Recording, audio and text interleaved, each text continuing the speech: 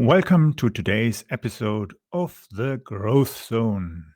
I am Christian Bartsch. What is the core benefit of listening to this show?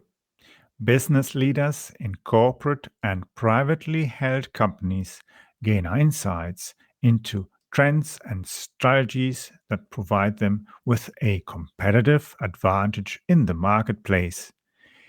Each episode focuses on areas such as marketing, sales, innovation, or funding that is absolutely critical to the growth of companies, whether they are startups or corporate global players. Where management needs to juggle the challenges of market entries or knowing how to navigate the uncertainty of disruptive developments, mind feeding is where clarity evolves and helps solving organizational challenges. For those who listen to the entire episode, I have a special surprise gift. I'm also working on some great guests that are industry leaders in management, innovation, and marketing. And we will be talking in the future much more about the important trends that are affecting the way we manage our companies in the demand to being sustainable, more environmentally and socially friendly, and becoming more empathic leaders. So, let's get started on today's topic.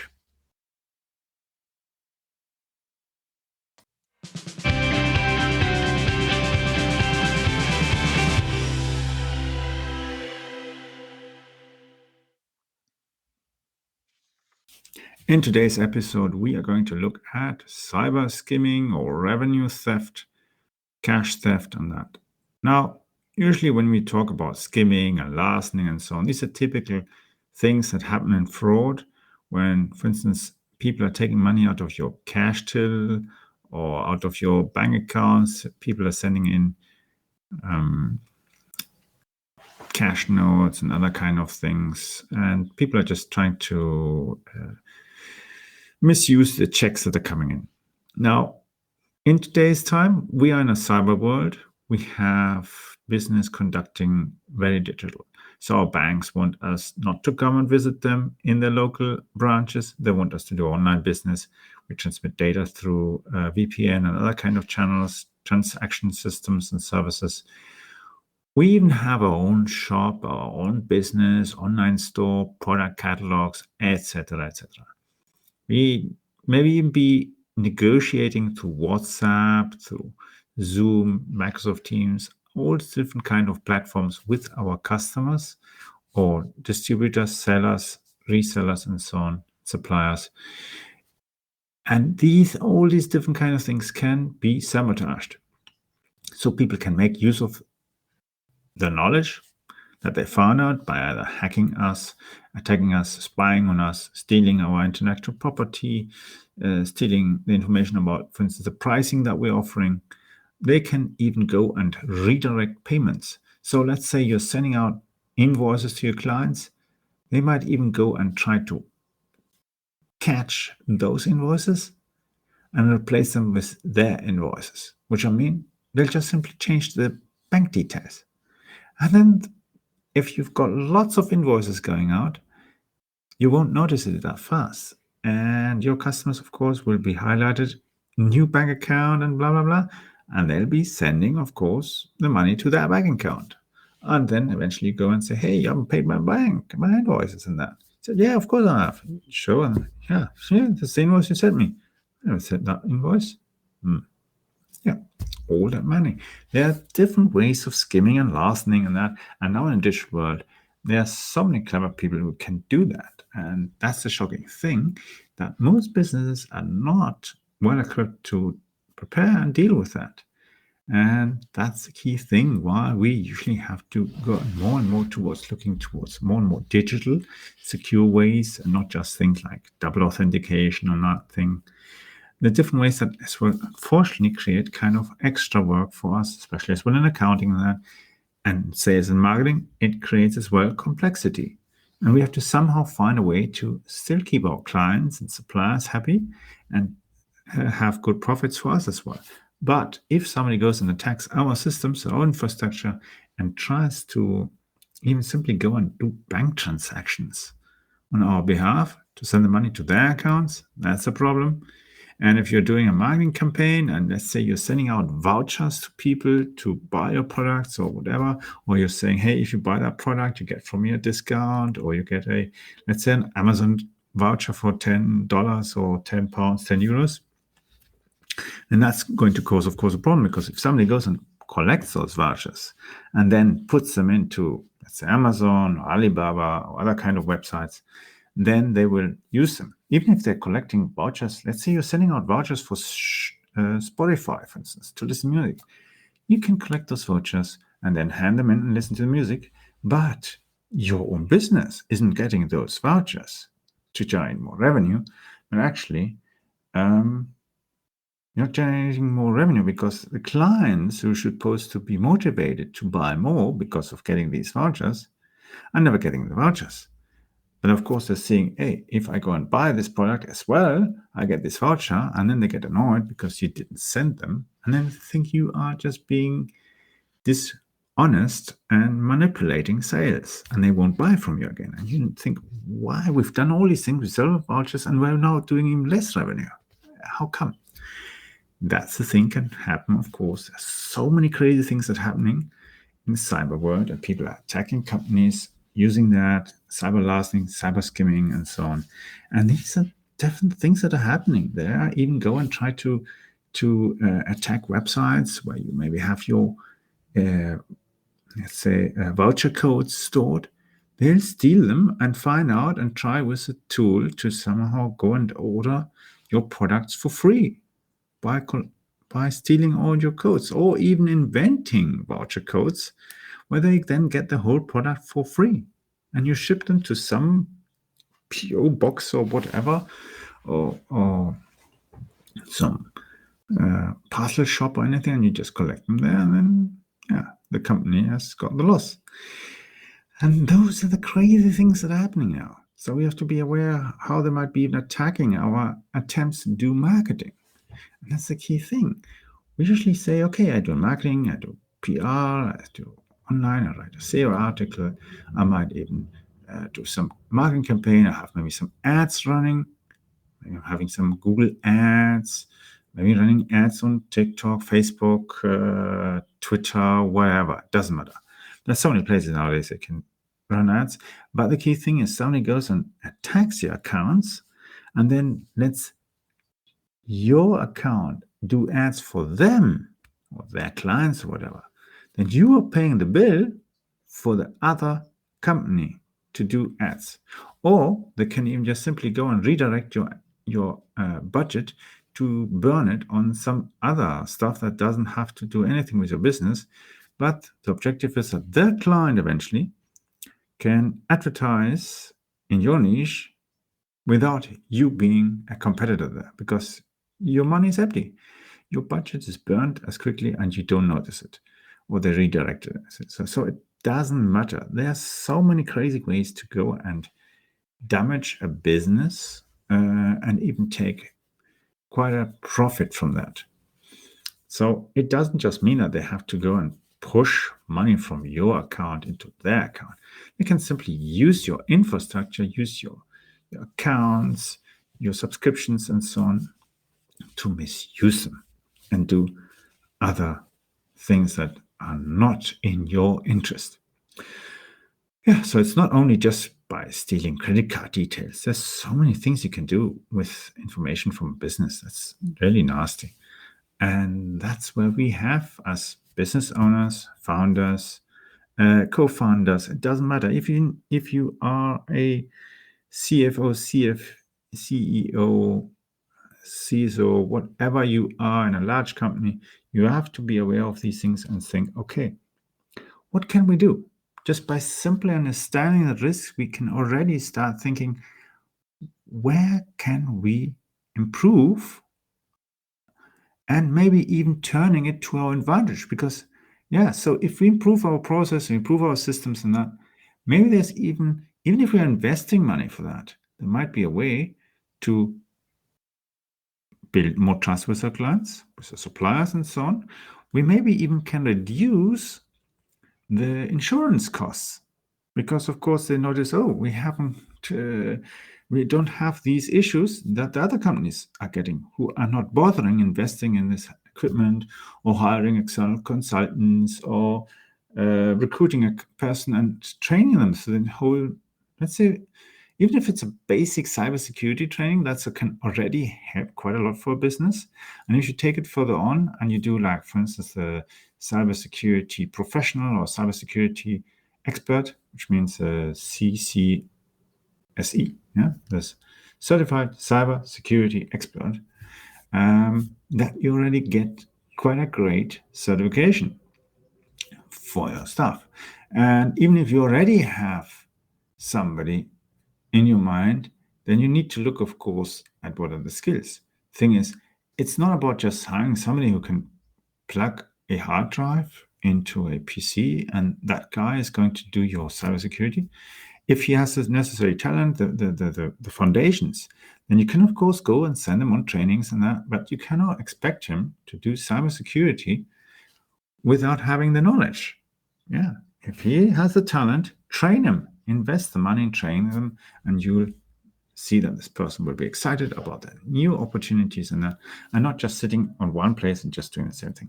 And just because you're training them doesn't mean this person is going to run away for a job who's going to pay better, because maybe the other company who pays better expects some other kind of background. Maybe he has to have a degree or PhD or that kind of stuff. But this person doesn't have it. But you want your person, and you can even pay them a little bit more as motivation and as a reward, and even train them further. But they will protect your business and they will be very loyal to you. Of course, if your own behavior isn't adequate, eventually you will lose them, but you would lose them even if you didn't train them. So it doesn't matter. And even if you go and say, well, hey, I'll pay half of the training and you pay half of the training, yeah, then you have an option. And let's say if you still, after 5 years there, you get a bonus of, let's say, 3 times the training fees. And that guy is motivated and says, yeah, I don't intend to move. So in 3 years, I get a 3 times bonus. Super. Awesome. So there's so many different kind of things that I found as a business owner, as a CEO, group leader, or group manager, or whatever, you can do to motivate your people and retrain them. So we call it upskilling, reskilling. Oh, there's so many kind of words for that kind of stuff. But the key thing is, if they do not understand what the risks are, how are they supposed to protect you? Yeah. And the thing is, your business consists of different areas. You've got sales, you've got marketing, you have product development. Maybe you've got designers, you've got the team that does the shipping, the team that maybe makes the product. If it's a physical product, you have somebody crafting this product, whether they're molding them, putting electronic parts together, the suppliers, we've got the logistics people, the procurement people who are trying to find suppliers and not be dependent on one supplier, and so on and so on. These are all multiple areas where an attacker can damage your business. And they can even go on, let's say you order 5,000 casings for your product. The attacker can go and order it and ship, let's say, 1,000 extra casings, but they don't ship it to your office. They're shipping it to their location. And then the next part, and then they steal your software and then just simply hire somebody for $50 for a week, and they assemble your product one-to-one with the same packaging and everything, and you're paying those costs. And then they go and sell it online for, let's say, a few bucks less. They pay maybe something for the ads, so maybe your ads account pay for that campaign, and they are shipping them. And it looks identical to your product. And you think, how come? How come?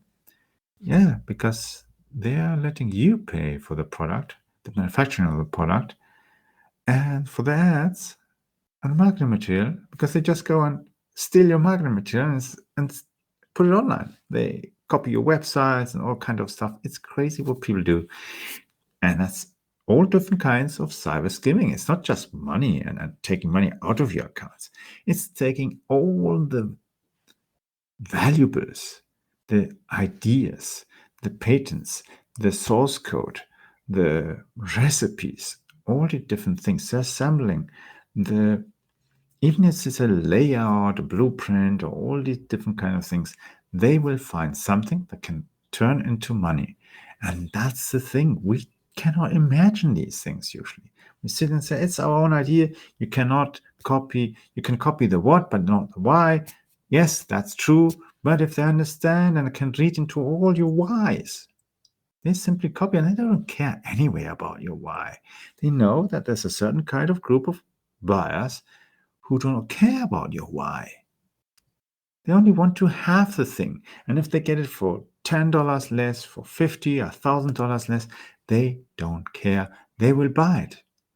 Because at the end of the day, it will be the same kind of product which eventually was developed and produced at your cost. But the revenue, the profits are going into their pocket. And that's the thing. We cannot afford that in today's world because we have so many costs now. You see inflation going up. You're going to see so many companies laying off. So in different areas, you see a lot of companies and as well consumers who will not be able to buy either products or services or somebody else's products and services. And that company will not be able to buy your products or services because they do not have the revenue they need. And that's a crazy chain that's going to hit us all if we do not stop this craziness that we are practically fueling. We are putting fuel on the fire that's called recession. And that's the key thing. We have to stop these things. And when you look at the things, what's happening, electricity prices are going up. The price of gas, gas that you need to heat your homes and so on, all this kind of stuff, whether it's diesel, petrol, all the different things. Wood is becoming expensive. Yeah, every kind of stuff that usually was cheap. What do I need wood for? You need wood to make newspapers, toilet paper, school books. Yeah, wood to make furniture, build houses, even to build warehouses, create cartons and so on. All different kind of things. So many products that have in some kind of way wood in them. And it even goes towards food and all these things. It makes a huge cost. And when we have an additional cost of somebody cyber skimming our business, it can kill our business. And that's something where we need to stop. And yes, governments trying their best, but even they have a limitation to what they can do. They have plenty of other stuff they're trying to defend, and they cannot be everywhere because they have the same problem as you and many other companies. They cannot find enough cybersecurity experts. And the thing is, it's just not enough doing online somewhere or an online university or anything, some kind of certificate or degree or something. It's about having the skills, the knowledge, having the basic foundation of knowledge, what happens, what to do, what the standards and all different things, and then putting on top the ability to use these skills and ability to understand how those people who are hacking and the state hackers, they have knowledge that you do not learn at university.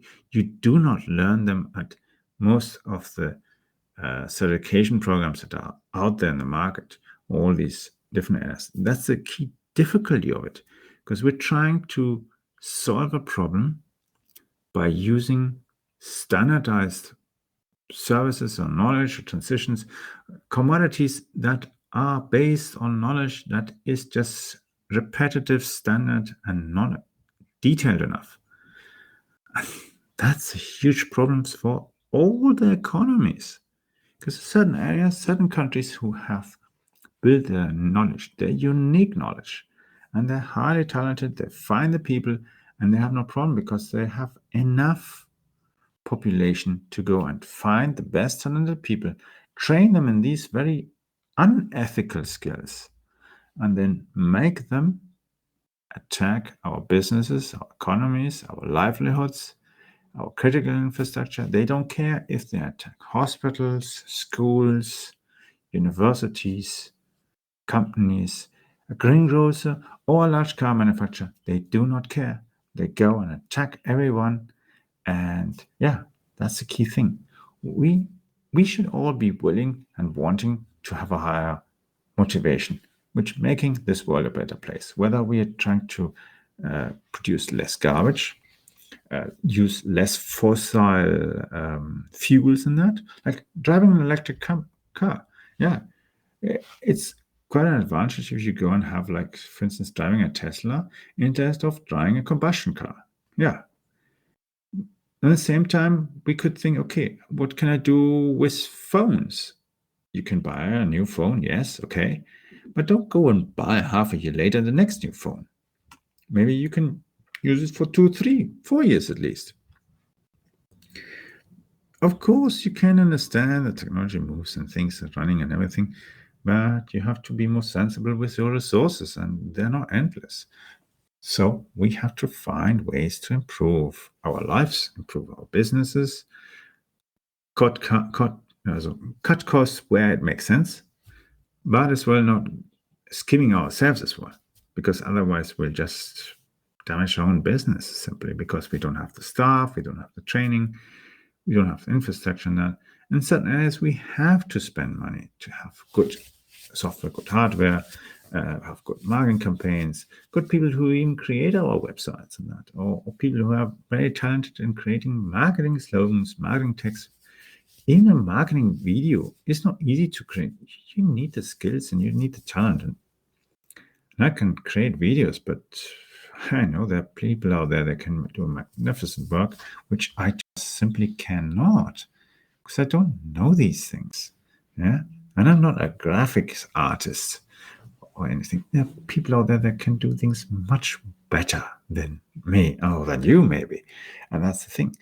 We need to see how we can improve our companies and at the same time improve as well our revenue, improve our contribution to local communities, and that being aware that we are not just us alone in this world and that's it, and everybody else is some other planet.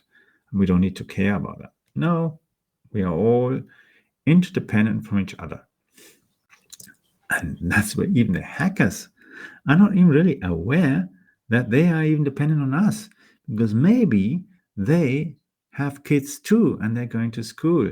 And if another hacker attacks their school, they wouldn't be very happy. Or attacks a hospital where the kid is being treated, they wouldn't be happy either. But they're not thinking about these things. Yeah. And they don't understand that in a certain situation. They have other motivations that are driving them. They have maybe debts, maybe other kind of issues, or they try to get a good job. The people just didn't like them because they had something that the companies just didn't like. Yeah, and that's the clear thing. Many of these hackers, they might not have a university degree, but they're highly talented. They have skills. When we look at what they can do, you can imagine you need to have a certain ability, talent, intelligence, on to be able to get through all those security barriers that people set up. I mean, think of it, you have like large corporations where they have like 200, 300 experts protecting their environment, and they still can get through that. I think either the 200 people are stupid, which they are not, or the hackers are highly talented to find ways to bypass. And they don't necessarily bypass at one step. They go one step forwards, one step to the side, one step to the front, one step to the side again, like in sort of casually dancing or whatever, and then eventually get into the infrastructures, highly secured infrastructures with the most expensive equipment. They get through. And that must make us aware that these people who are hacking are not stupid. They're highly talented. They can do these things. They know how to do these things. But on the contrary, the people who are trying to defend the infrastructure, they don't know these things. They don't have enough skills or technology infrastructures to defend.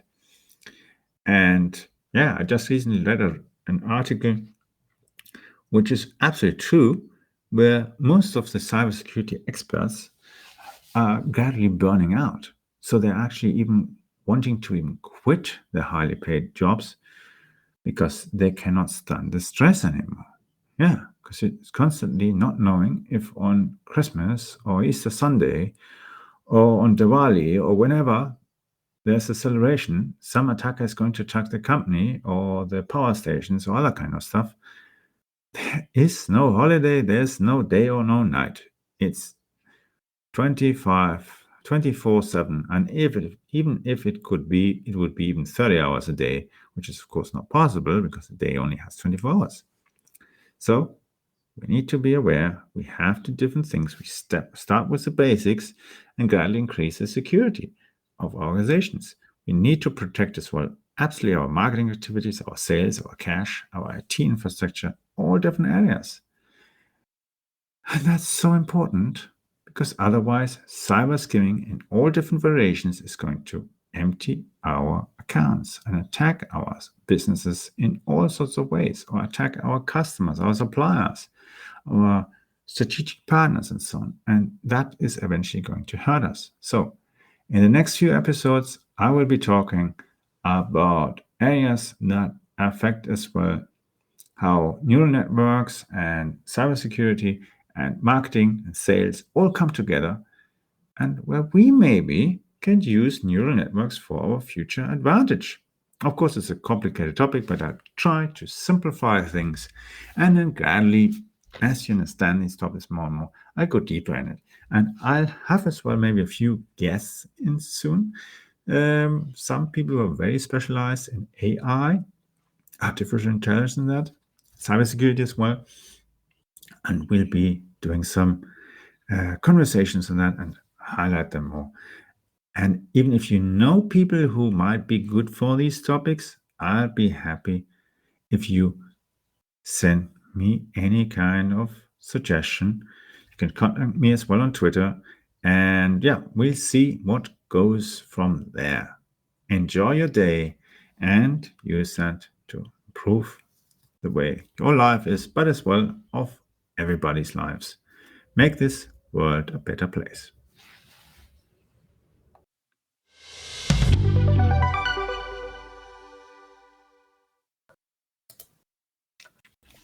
I hope you enjoyed today's edition of the Growth Zone show with Christian Bartsch.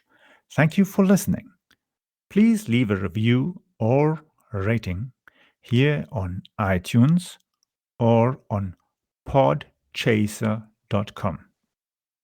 If you found the content helpful, then share it on social media, please. I would like to invite you to follow our show so that you don't miss the upcoming interviews with leaders in the market. Simply visit the website meetchrisbartsch.com.